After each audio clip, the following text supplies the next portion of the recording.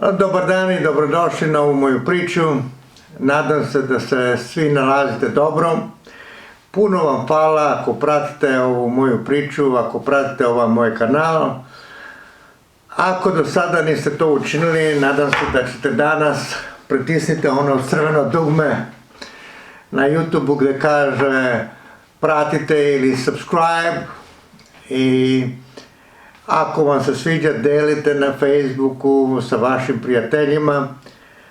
Prošle nedelje sam rekao da ću govoriti kako mi je bilo u Austriju, kako smo tamo otišli, kako je sve tamo bilo. I to će biti moja današnja priča. Davne 1972. godine krenuli smo iz Jugoslavije za Austriju, a da budem iskren, nisam baš siguran da to bilo negdje u septembru ili u oktobru te godine, ali tu negdje je bilo. Stigli smo u Salzburgu, stigli smo kod jedne familije tamo koje smo poznavali od kuće. Oni su živjeli negdje na periferiju Salzburga, pored jedne fabrike sapuna. Imali su tamo jednu kuću u kojoj su živjeli, pripadala toj fabrici. Živjeli smo kod njih par nedelja dok nismo dobili onu Arbeit kartu, i čim smo tu kartu dobili mogli smo se i mi zaposliti, naravno pronaći stan. Pronašli smo posao u jednoj firmi koja se zvala Universal Persan. To je bio jedan veliki magazin koji je prodao različite stvari preko kataloga. Bio je ogroman magazin, prodali su svašta od dijamanta pa sve do spavače sobe, televizora, kamere za slikanje, skije, odeća, svašta tu je bilo. Moj prvi posao tamo je bio gdje se vratila ona roba koju su oni prodali, neko vratio robu.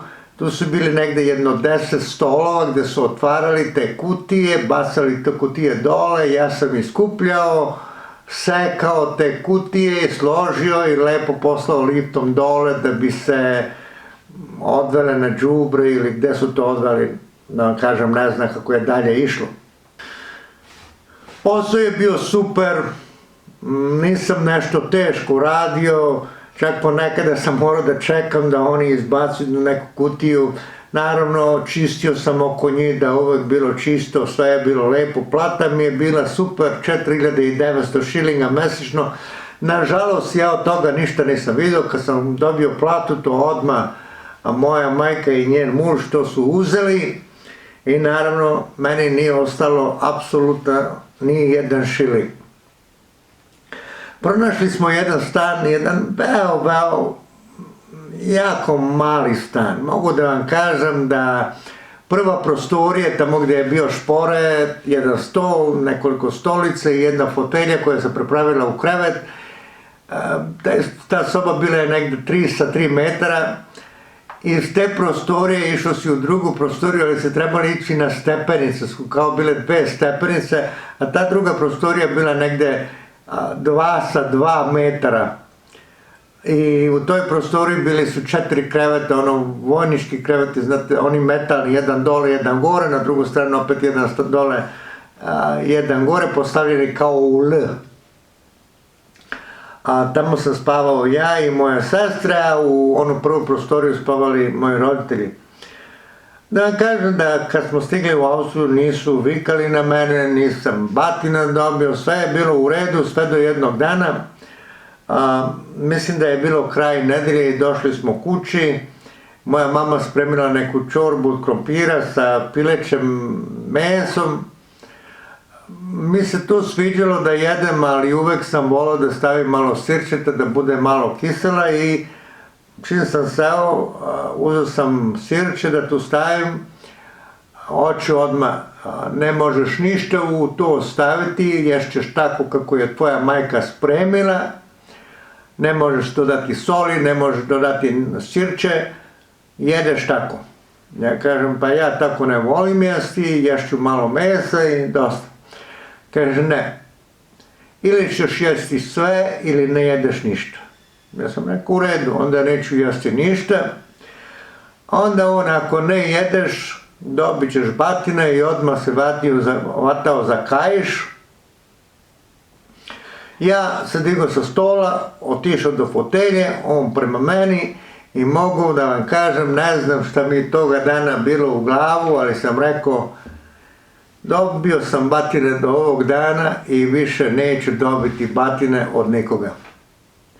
Kad je on hteo udariti mene sa kaišom, ne znam kako sam uspeo uvatiti taj kaiš, izvukao sam mu kaiš iz ruke i bacio ga, spustio ga iza fotelje.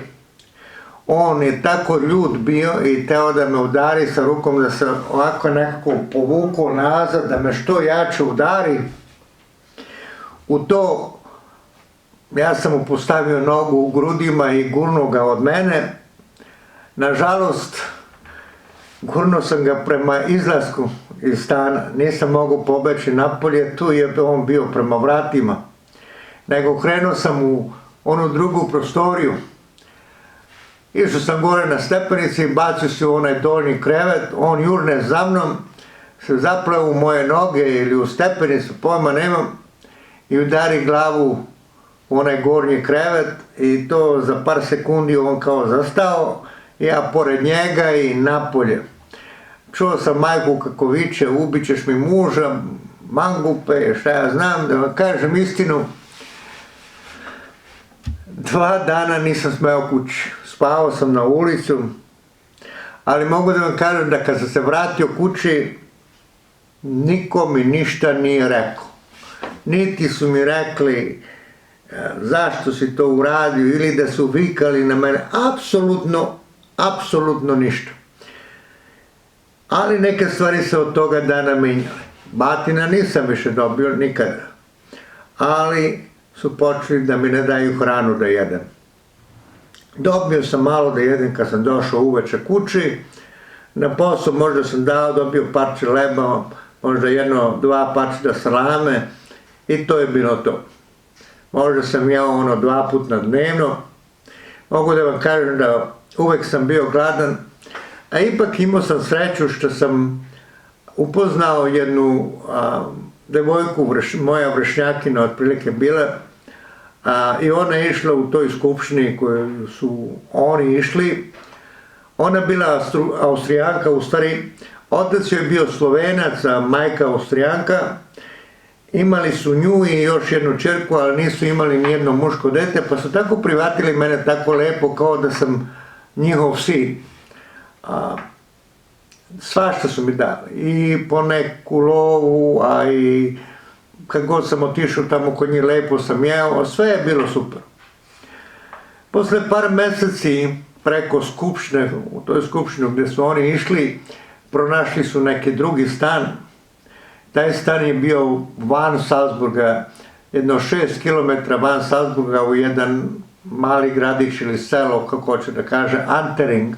U stvari, ta farma, stvarno to bila farma jedna, bila je između Anteringa i Lehena, jedna lepa kuća, i mogu da vam kažem da vlasnik te kuće, iako je išao u istoj skupštini gdje su oni išli, bio je jako dobar čovjek.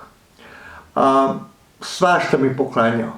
Poklanjao mi jedan moped, poklanjao mi skije. Kad je mogao, vodio me negde sa njim, naučio me karate. Za mene bio je jedan super čovjek.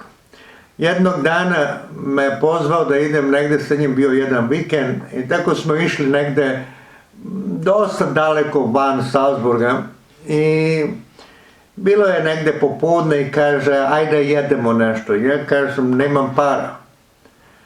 On kaže, ne brini za pare, ja ću platiti ručak. Ali kaže, kako ti nemaš para, pa ti radiš. Kažem, ja radim, ali sve pare oni uzimaju. Dobro, ne brini, ja kupim.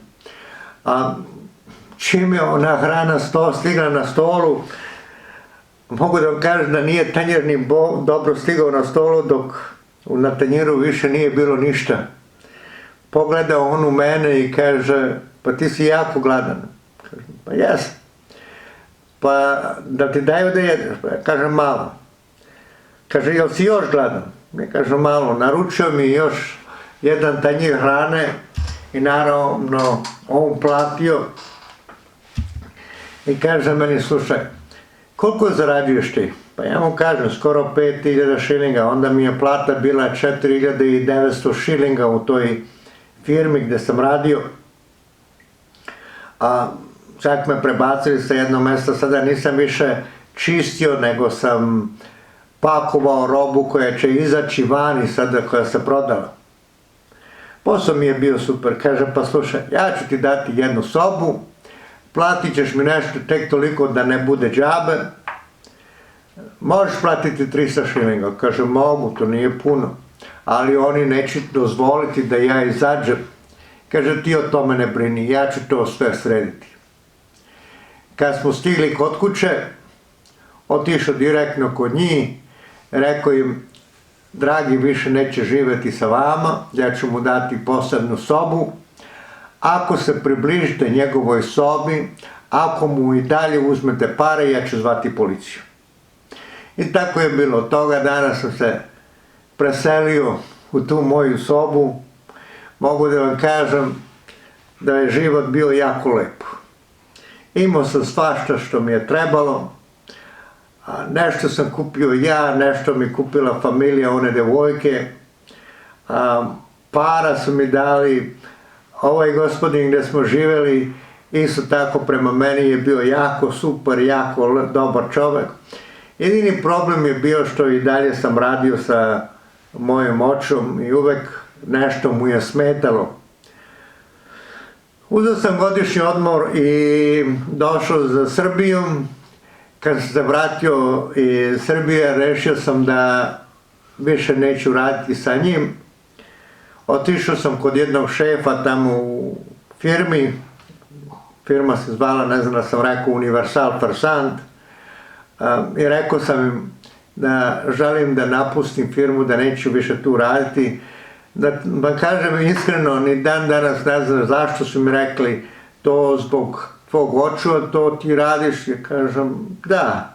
Kaže, ako ti želiš, ti možeš ostati ovde i dalje da radiš, a mi ćemo njemu dati otkaz. Ja sam rekao, ne, to ne, pošto sam znao da on ima 2 ćerke sa mojom kevom i sada su bili njih 4 na onu zaradu od 4900 šilinga, a ja sam imao svoju zaradu od 4900 šilinga za mene samo. Ali, da budem iskren, posle toga više nije bilo 4900 šilinga, jer sljedeći posao koji sam dobio bio je u jednu fabriku napoletanka i tamo su mi rekli, pošto ja sam svega imao u to vreme 16 godina, nisam punoletan i ja ne mogu da objavim onaj posao koji radi punoletni ljudi, moj posao će biti lakši i zato moja plata će biti svega 2900 šilinga. Ili blizu 3000, tu nešto. Ja sam rekao u redu, jer i za mene je to bilo super. Radio sam tamo jedno 2 meseca, a mogu da vam kažem da nisu se podržavali onoga što su rekli, nego su mi dali svašta da radim. Morao sam dizati džakove, one koje su bile 50 kila, 25 kila i razbolao sam se. Otišao sam u lekara, lekar mi je rekao da ne mogu ići bar jedno 10 dana na posao. U Austriji je bilo da ukoliko si bolestan i si kući 3 dana, ne morate podneti od lekara potvrdu, ali ako ste više od 3 dana morate imati potvrdu od lekara, koji mi je naravno lekar dao, i ja odneo je tamo u fabriku, dao mom poslovođi, on je rekao da malo pričekam kad je to pročitao i možda nije prešlo jedno 10-15 minuta, došli su 2 čovjeka tu obučeni u odelu, kravate, odmah me odveli u jednu vrlo lepu kancelariju koju nikad pre toga nisam ni znao da postoji. Tu su bili njih još jedno 3, počeli da vičinu na mog poslovođu, zašto on dozvolio da ja to radim, jer ja nisam punoletan, zašto su mi dali da dignem džakove, i sada sam dobio bruk. I onda su mi nudili da mi plati do put, da idem za Jugoslaviju, će mi daju para da tamo imam za potrošnju. Ja sam im rekao da ja sam tek sada došao u Jugoslaviju, neću ponovo ići. Onda su mi nudili, ako ja ostavim posao, će mi dati jedno 2-3 mjeseca plaćeno bez da tu radim, ali ne mogu da se vratim više na posao. Uzeo sam te pare, bio sam mali, nisam znao šta treba raditi, za mene te pare su bile velike pare, ja prestao tu da radim. Par nedelja posle toga zaposlio sam se, verovali ili ne, u železaru. Mnogi ljudi kažu šta će jedan 16-godišnjak u železaru, ali mogu da vam kažem da posao koji sam ja radio tamo u železari bio je jako lak. Tamo su se pravile neke, kako to da nazovem, neke forme od zemlje. I ja sam te forme su ređali na paletama i doneli tamo kod mene. Ja sam te forme namazao sa nekom tečnost i posle i palio. Posao je bio jako lak. Morao sam držati čisto oko mene, jer jednog dana ta tečnost mi je pala na pantalone i vatra stigla blizu mojih pantalona i počelo da gori, izgorio sam nogu. Bio sam u bolnicu par nedelja i još par nedelja kod kuće, ali naravno imao sam plaćeno, ali posle toga su uvek rekli da moram jako uvek dobro čistiti oko mene i ako mi nešto padne na odelo, moram menjati odelo. Posao, kako kažem, i dalje je bio dobar, tu si mogu platiti doručak i ručak, koje nije bilo puno para. Večeru ponekada sam nešto jeo kod kuće, ali više puta sam otišao kod te devojke i tamo sam večerao, iako su oni živeli čak na drugi kraj grada. Zamislite, ja nisam ni živeo u Salzburgu, a oni su živeli čak na drugu stranu periferije Salzburga. Dobro, sve je bilo super, sve do negde u maju 1974. godine, kad je moja majka zakucala na moja vrata i rekla mi je da za nedelju dana moramo ići na pregled kod lekara, jer putujemo za Ameriku. Kad sam rekao toj familiji od one devojke, malo su čak i plakali zašto ja idem, zašto ne ostanem da živim u Austriju. Majka im je rekla da ja nisam punoletan, da ja moram ići sa njima, druše ni oni ne dobiju vizu i moram ići. Pa šta sam ja znao, ja sam razmišljao, ako mi je tako lepo u Austriju, u Ameriku će mi biti još bolje. I tako 30. jula 1974. godine iz Salzburga prvo smo otišli u tu njihovu skupštinu gdje su se pozdravili sa braćama, tamo poljubili, onda otišli na voz i otišli za Beč, jer avion je krenuo iz Beča za New York. Tamo smo prenoćili kod jedne familije koja je isto bila u skupštinu i sutradan smo otišli na aeroportu. Mogu da vam kažem da prvi put u moj život sam vidio izbliza jedan avion, ogroman je bio. I krenuli smo za Ameriku gdje sam živeo 41 godinu, ali to će ostavimo za kasnije, to će biti iduće nedelje, ću vam ispričati kako sam stigao u Ameriku. Sigurno neću vam govoriti o 40 i nešto godina u Americi, ali bar ću vam govoriti kako je bila prva i druga godina tamo. A naravno, ako vidim interesa i ako ljudi prate ovaj YouTube kanal, možda ću govoriti i kako je bilo tih 40 godina u Americi. Ali kako sam rekao, to će biti od iduće nedelje. Za sada, puno vam hvala, nemojte zaboraviti, pritisnite ono crveno dugme, pratite, delite ovaj video ako vam se sviđa, ostavite komentare na YouTube-u ako imate neka pitanje ili želite nešto da me pitate, želite nešto da mi kažete. Naravno, ako vam se ne sviđa, isto tako kažete da vam se ne sviđa. Za sada, puno vam hvala, doviđenja, do sledeće nedelje. Puno hvala.